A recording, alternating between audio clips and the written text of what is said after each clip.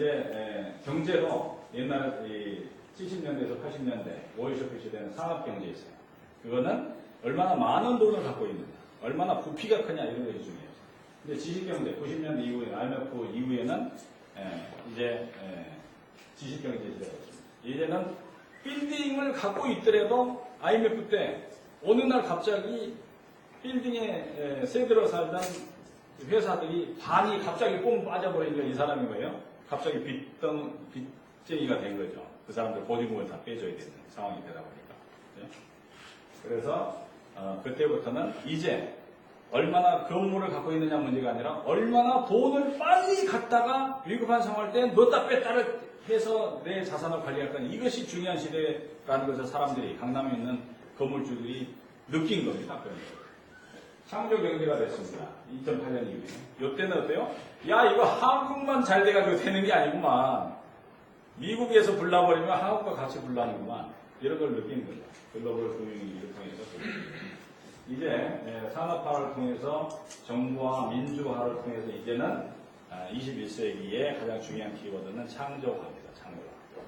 그것은 이런 IT 분야뿐만 아니라 이런 상품과 서비스 모든 분야에 이런 창조화가 대단히 중요한 요소가 됐다. 자, 그럼 어떻게 해야 될 것인가? 결국은요, 생각을 바꾸라는 것인데, 2008년도에 내가 살면서도 2018년도, 10년 뒤에 어떻게 사람들이 살아갈까? 어떤 제품을 선호할까? 그래서 전에 우리 금국대 총장이었던 오명 총장이 하는 얘기가 30년 뒤에 코리아를 꿈꿔라. 맨날 그 양반이 하는 얘기예요.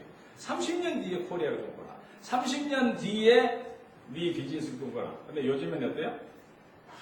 3년 뒤에, 5년 뒤에, 10년 뒤에 그 단기적인 측면으로 다 생각을 하고 있어요. 그러다 보니까 only one, 월드 퍼스. 그래서 넘버원이 중요한 게 아니라 only one이 중요하다. 나만이 할 수 있는 넘버원, only one, 이것이 중요하다는 것이죠.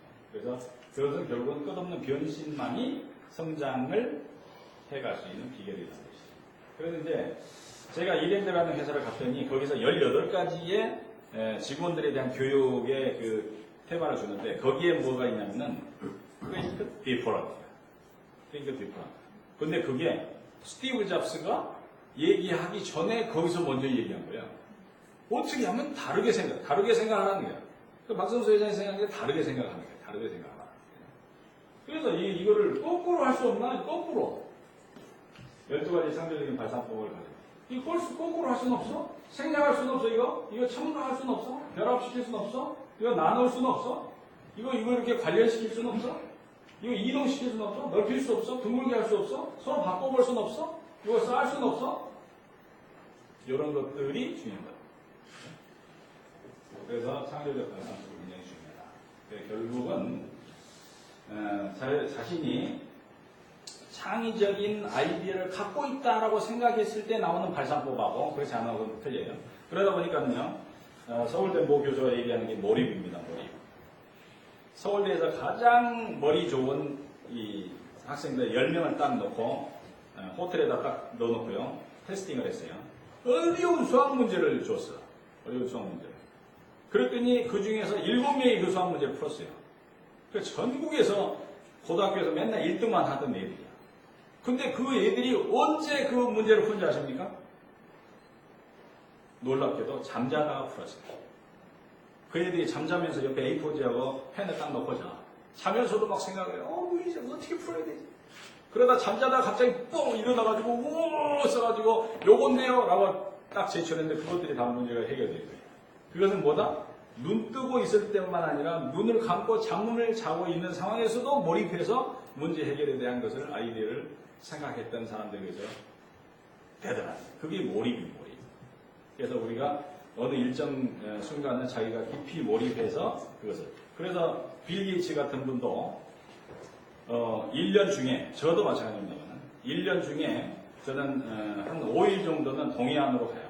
저 혼자만의 1년 가운데 내가 해야 될 일의 모든 것들을 다 쌓고 차에다 싣고 그 동해안의 가장 좋은 호텔에서 이 호텔 조망을 보면서 가장 맛있는 음식을 먹으면서 거기에서 큰 이 상 2개를 갖다 딱 놓고 아니면 큰 테이블을 놓고 거기에서 그 1년치에 대한 걸 꼼꼼하게 플랜을 다 딱 짭니다.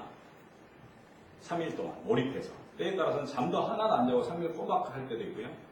어떤 때는 잠만 자고 나머지 부분 화장실만 간 상태에서 그것만 하는 경우가 있습니다. 그죠? 그러니까 그런 몰입에 대한 부분의 결과치로 어떤 창의적인 것을 낼 수도 있다. 이런 걸 생각해야 됩니다.